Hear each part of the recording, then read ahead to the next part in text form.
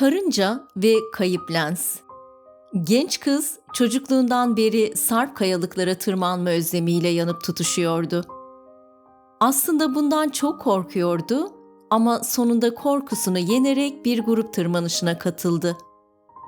Kendisi gibi genç kızlardan oluşan bu gruba gerekli eğitim verildikten sonra dimdik bir kayanın zirvesine ulaşmak için tırmanmaya başladılar. Tırmanacakları yere vardıklarında neredeyse duvar gibi dik, büyük ve kayalık bir yamaç çıktı karşılarına. O, bütün korkularına rağmen azimli ve kararlıydı. Emniyet kemerini taktı, ipi yakaladı ve kayanın dik yüzüne tırmanmaya başladı.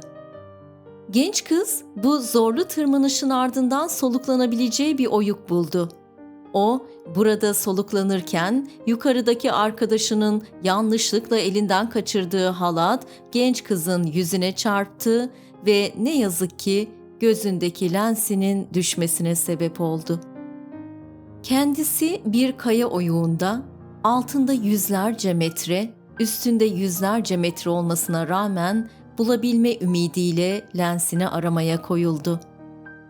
Lens çok küçüktü ve bulunması neredeyse imkansızdı.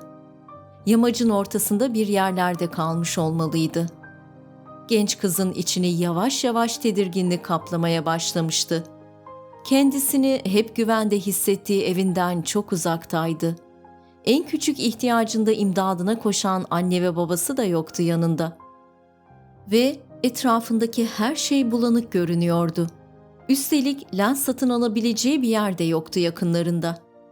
Bir taraftan bunları düşünerek, bir taraftan da gözlerine dolan yaşları silerek lensini aramaya devam etti. Uzun arayışlarına rağmen ne yazık ki lensi bulamadı. İçinde birdenbire bir ümit doğdu. Lens belki de hala gözündeydi, göz bebeklerinin üstünden kayıp gözünün başka bir yerine gitmiş olabilirdi. Can havliyle zirveye doğru tırmanmaya başladı. Bulanık gördüğünden daha çok el yordamıyla yolunu bulmaya çalışıyordu. Tepeye vardığında bir arkadaşı gözüne baktı. Maalesef lens orada da değildi. Kız yanındakilerle birlikte yere oturdu ve diğerlerinin gelmesini bekledi.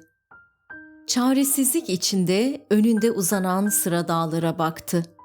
O sırada yanı başından bir kelebek kanatlarını çırparak geçti. İşte o zaman Allah'ın en büyük şeyler kadar en küçük şeyleri de görebildiğini, yerlerde ve göklerde hiçbir şeyin onun nazarından kaçamayacağını hatırladı. Bu düşünceler içinde lensini bulması için Allah'a dua etmekten başka bir çaresinin olmadığını anladı. Ve içten içe düşünüp dua etmeye başladı.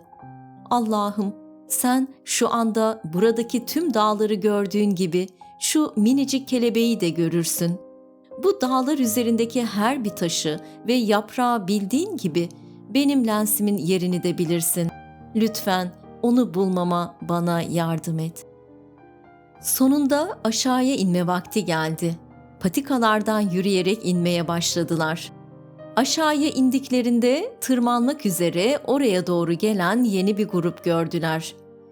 Gruptan bir kişi onlara doğru seslendi. "Arkadaşlar, aranızda lens kaybeden oldu mu?" Bulunan lens onun lensiydi. Hikayenin asıl ilginç tarafı ise lensin nasıl bulunduğuydu.